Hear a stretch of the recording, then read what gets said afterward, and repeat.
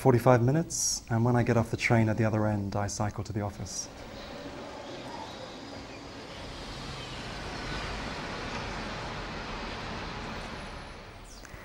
Well, this morning I took a bus to the tube station, and then I took one tube, and then I took another tube, and then I had to take the train.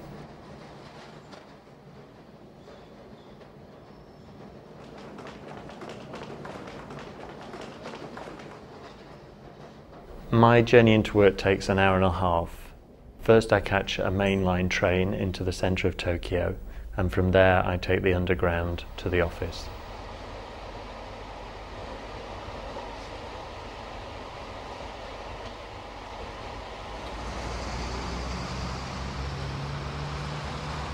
I leave my house at about 7:45 and I go and pick up Rachel from her house.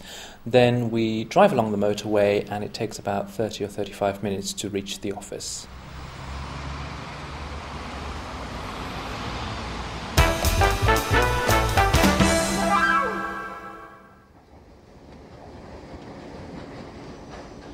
I usually get a cup of coffee at the station and tend to have my breakfast on the train in the morning.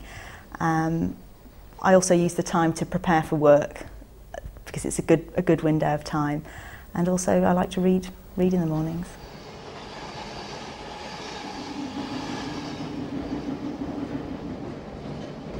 While I'm travelling on the train, I tend to read a book. If there's a newspaper, I'll pick it up and read it, but I never buy the newspapers. While I'm travelling, I pick up a newspaper and I read that, or I read a book. While I'm on the train, I always get a seat, so I'm able to read or I prepare for meetings that day. When I'm on the tube, there is no space to do anything, you just have to stand there.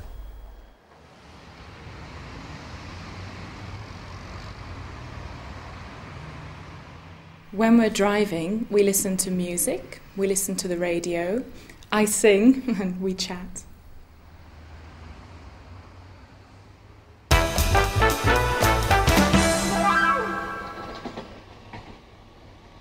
I don't like it when the trains get too crowded, when there's lots of people fighting for seats.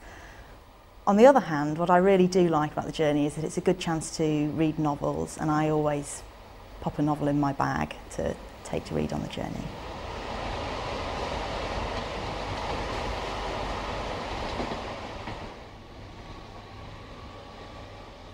The only thing I really like about my journey is that it's quite short.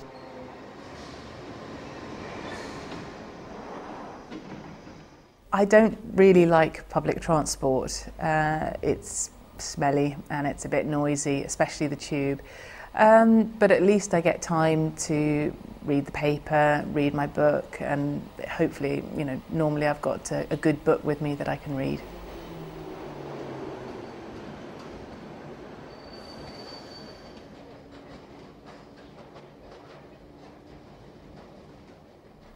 I like the time on the train, which is personal time, so you have the chance to read and to catch up with work.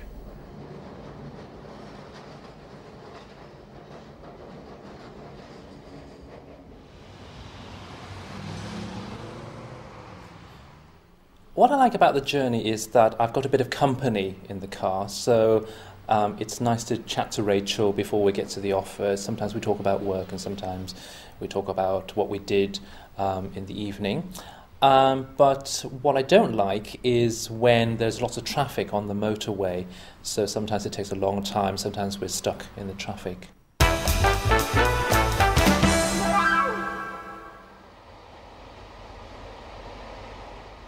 It's quite a simple journey to work, so I'm usually on time.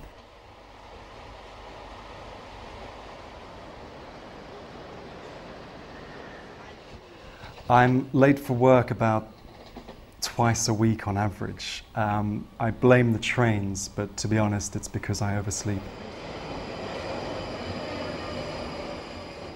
Sometimes I'm late for work if the train has been cancelled or if there's a signal failure on the train.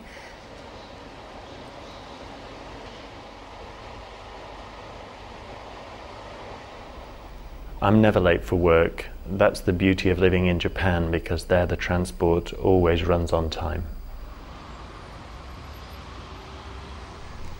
We are hardly ever late for work, but if we are, it's usually because the traffic is very bad.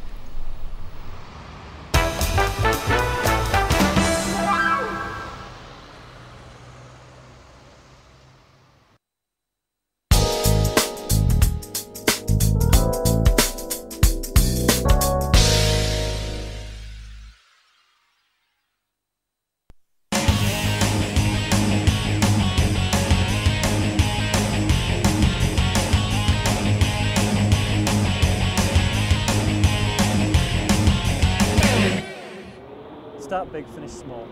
So quite nice. Are you ready for a challenge? Then why not take up rock climbing? It's a really exciting sport, but you have to learn the rules and techniques. That's why students come here, to the National Mountain Centre in Wales. And at a real crag, it's there to prevent them from... Stuart McAleese is one of the team of instructors. And the whole idea is if they He's taught here for more than 10 years. So do you want to practice that? Give that a go, so... Marianne and Andy are two inexperienced climbers. Tomorrow morning, they're climbing on a real mountain. So today, they're practicing on an indoor climbing wall. Climbing is a serious business. They have to learn where to put their hands and feet. Climbers don't have to use a lot of equipment. The equipment can be very simple. Helmet, harness, rock boots, ropes, and also a sense of adventure is important.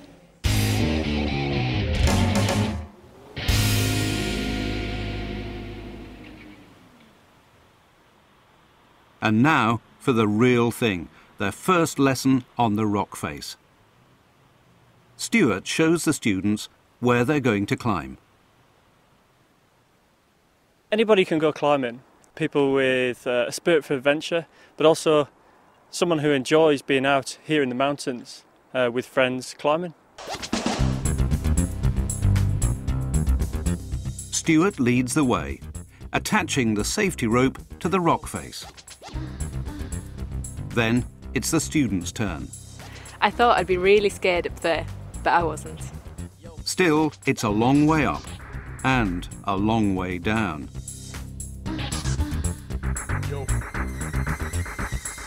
You can't make mistakes. You have to do things the right way.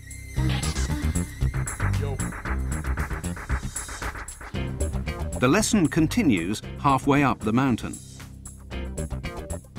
Stuart shows the students how to attach and remove the ropes. He teaches them how to tie knots and to make sure they're secure. Now it's time for the final climb to the top.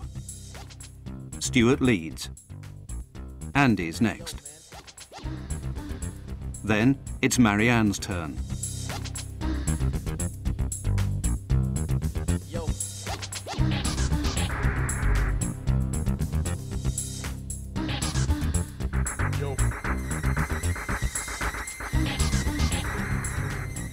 It's exciting and a bit scary because the rock face is very steep. But it's always thrilling to get to the top. I really enjoyed today. It was lots of fun. I definitely want to come and try climbing again.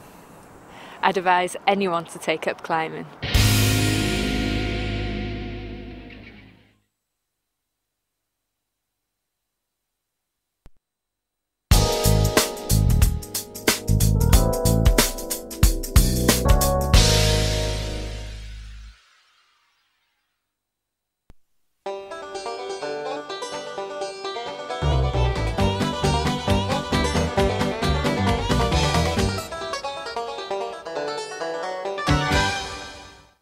Are you tired of your usual holidays? Do you want to try something new? Well, here's my top 10 holiday adventures.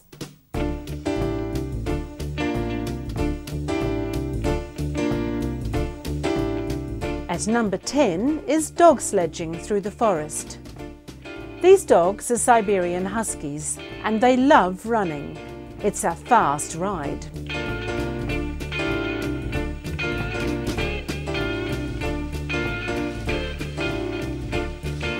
Do you love the sea? Then why not join the crew of a big old sailing ship? Spend your holiday learning to set the sails and tie the ropes. I hope you don't get seasick.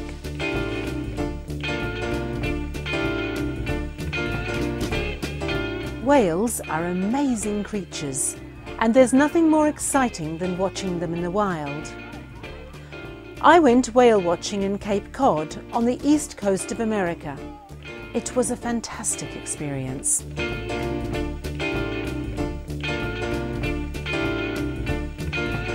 Do you like living life in the fast lane?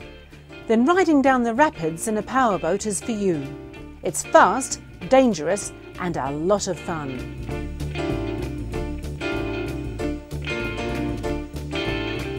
At number 6 is another fast trip. Skiing is a thrilling sport and it's popular all over the world. My favourite place to ski is in the Canadian Rockies.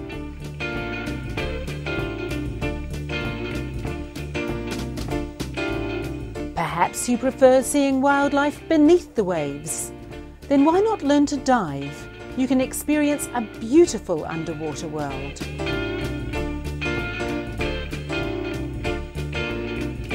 This is one of the most exciting activities, bungee jumping. I hope you like heights.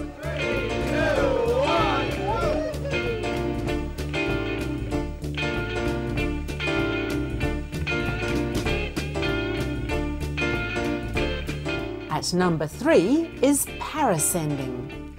It's one of the closest things anybody gets to flying, but it's only for people who love taking risks.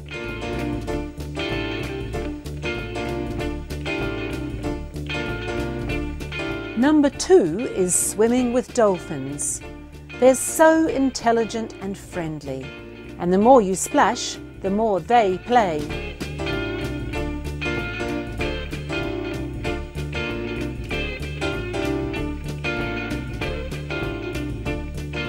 And at number 1, why not join an expedition to Antarctica?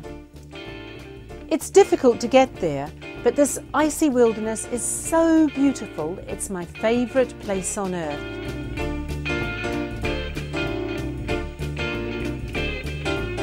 So these are my 10 best holidays. Which one are you going to choose?